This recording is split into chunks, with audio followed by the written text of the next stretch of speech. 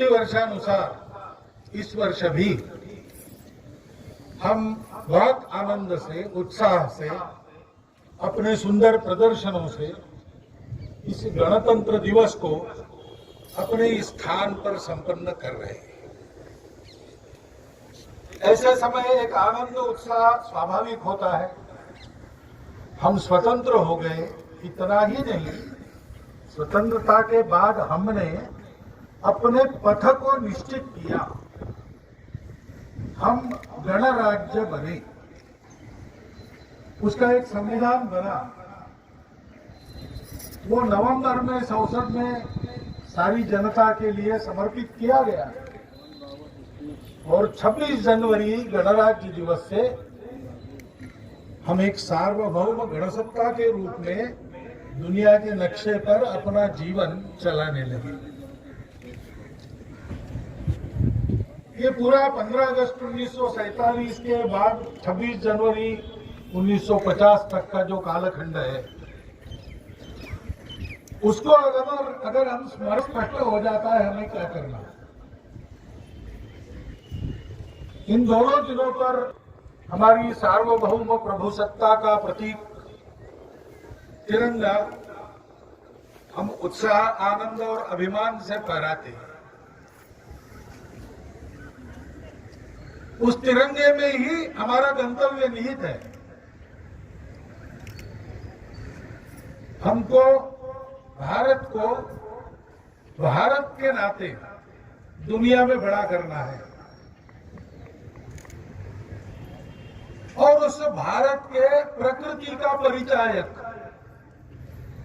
केसरिया रंग अपने राष्ट्रध्वज के मूर्धन्य स्थान पर विराजमान है। वो हमारे सनातन जीवन का प्रतीक इसलिए है कि हमारे यहाँ जो त्याग की परंपरा है, ज्ञान के प्रकाश में रत होने के कारण हम भारत कहलाते हैं, उस ज्ञान की परंपरा है और सतत कर्मशीलता का परिचायक उगते हुए सूर्य के साथ जो रंग आता है, जो मनुष्य को जगकर अपने काम में सक्रिय होने की प्रेरणा देता है, ये ज्ञान, त्याग और कर्मशीलता का प्रतीक भगवा रंग है, केसरिया रंग है। हमारा संकल्प है कि शतकों की मोह निद्रा का तमस त्याग कर, पारतंत्र की श्रृंखलाएं तोड़कर एक गणराज्य के नाते हम अपने देश को ज्ञानवान लोगों का देश बनाएंगे, त्यागी लोगों का देश बनाएंगे और दुनिया के हित में सतत कर्मशील रहने वाले लोगों का देश बनाएंगे। ये लोग कोई दूसरे नहीं है, हम ही हम भारत के लोग हैं, हमको ऐसा बनना है।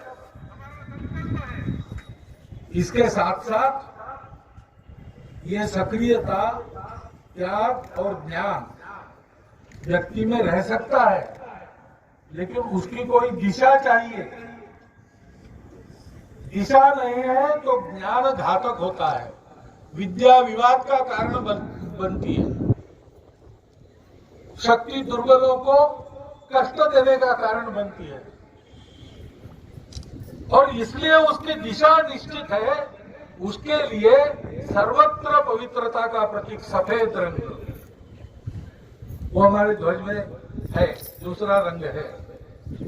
हमको अंतर्बाह्य शुचिता से युक्त बनना है और जो अंतर्बाह्य पवित्र है वो कभी दूसरों का भला बुरा नहीं चाहता है, भला ही करना चाहता है। उसके अंतःकरण में दूसरों के प्रति परायापन नहीं रहता। अयम निजः परो वेति गणनाम लघुचे तथा, अपवित्रता से लघु बुद्धि हो जाते हैं, मेरा तेरा ऐसा करते हैं। लेकिन जो उदार बुद्धि से, शुद्ध मन से आगे बढ़ते हैं, पवित्र व्यवहार करते हैं, वो तो सबको अपना मानकर चलते हैं। इस पवित्रता का और अपनेपन का प्रतीक ये शुभ्र रंग, हमको ऐसा बनना है। और इससे क्या होगा? तो सर्वत्र समृद्धि आएगी। रोटी पकड़ा कपड़ा मकान स्वास्थ्य शिक्षा अतिथि सत्कार किसी बात की किसी को कमी नहीं रहेगी। पर्यावरण का वैभव जिसका क्षरण हो रहा है वो वापस आ जाएगा। नदियां भरपूर बहती रहेगी। वृक्ष फल औषधियां अपने अपने उत्पाद से जीवन सृष्टि का समृद्ध करते रहेंगे। वर्षा जब चाहिए जितनी चाहिए जहां चाहिए तब उतनी वहीं पर होगी, कम या ज्यादा नहीं होगी। जहां नहीं चाहिए वहां नहीं होगी, जब नहीं चाहिए तब नहीं होगी। कालो वर्षति पर्जन्याम पृथ्वीम सस्यशालिनी। और उसके कारण देश में सर्वत्र शोभरहितता रहेगी, क्योंकि अभाव कुछ नहीं है।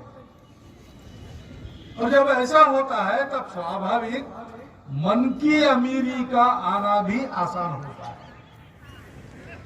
मन किसी का द्वेष नहीं करता, मत्सर नहीं करता, किसी से शत्रुता नहीं पालता, सबको सर्वे भद्राणि पश्यन्तु ऐसी स्थिति उत्पन्न हो जाए।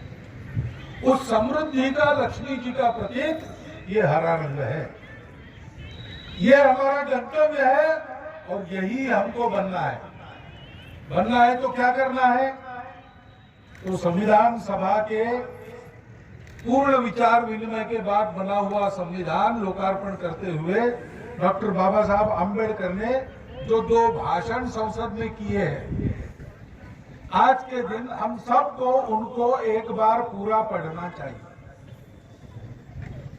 उन्होंने हमारे कर्तव्य क्या है ये बताया। उन्होंने बताया है कि अब देश में किसी भी प्रकार की गुलामी नहीं है, रूढ़िगत गुलामी भी नहीं है। अंग्रेज भी चले गए, लेकिन सामाजिक विषमता के चलते जो गुलामी आई थी उसको हटाने के लिए राजनीतिक समानता और आर्थिक समानता का प्रावधान हमारे संविधान में कर दिया गया है। तो समानता पहली बात उन्होंने कही। हमको कैसा होना है? समानता का व्यवहार करना है और हमको स्वतंत्रता का भी सम्मान करना है। मैं स्वतंत्र बनूं, लेकिन मेरे साथ सब स्वतंत्र है, ये भी मैं ध्यान में रखा। मेरी स्वतंत्रता के लिए दूसरों की स्वतंत्रता का संकोच हम नहीं कर सकते, वो स्वतंत्रता नहीं हो। लेकिन दुनिया का अनुभव ऐसा है कि जहां स्वतंत्रता लाना चाहते हैं वहां समता का संकोच करना पड़ता है, और जहां समता समानता लाना चाहते हैं वहां स्वतंत्रता नहीं रहेगी। डॉक्टर बाबा साहब ने कहा, अपना देश आपस में लड़कर गुलाम हो गया, किसी दुश्मन के सामर्थ्य के कारण नहीं। हम लोग आपस में लड़ते रहे इसलिए गुलाम हो गए। हमारा बंधुभाव समाप्त हो गया। स्वतंत्रता और समता एक साथ लानी है तो दूसरा इलाज नहीं, बंधुभाव लाना चाहिए। इसलिए लिबर्टी और इक्वालिटी के साथ फ्रैटर्निटी, यह शब्द हमारे संविधान में है। डॉक्टर बाबा साहब कहते हैं कि उस बंधुभाव को संपूर्ण देश में प्रचलित करना पड़ेगा। अलग अलग विचारधाराओं के मानने वाले हम लोग संसद में अपने अलग अलग शिविर बनाकर यहाँ बैठे हैं, एक दूसरे का विरोध करते हैं। यहाँ तो ठीक है, प्रजातांत्रिक प्रक्रिया में इसी में से संवाद बनता है, इसी में से सहमति निकलती है। परंतु ध्यान रखना चाहिए कि संपूर्ण समाज जो हमारा विविधता युक्त समाज है, विविधता के बावजूद वो बंधुता से युक्त होता है, तो स्वतंत्रता के साथ समानता की गारंटी बनती है और अपने इस बहुत कष्टों और बलिदानों के बाद प्राप्त हुए स्वातंत्र्य की रक्षा और अमरता की भी गारंटी बनती है। वो गारंटी देने का काम कोई और नहीं करेगा, हमको अपने से प्रारंभ करना पड़ेगा। गणराज्य दिवस के आनंद में, उत्साह में आप सबका मैं अभिनंदन करता हूं और मैं ऐसे आपके सामने एक विचार रखता हूं कि इन बातों का स्मरण भी हमको साथ साथ करना चाहिए। इन बातों के मामले में अगले गणराज्य दिवस तक हम कितना आगे बढ़ेंगे, अपना अपना संकल्प लेना चाहिए और उसकी पूर्ति के लिए प्रयास करना चाहिए।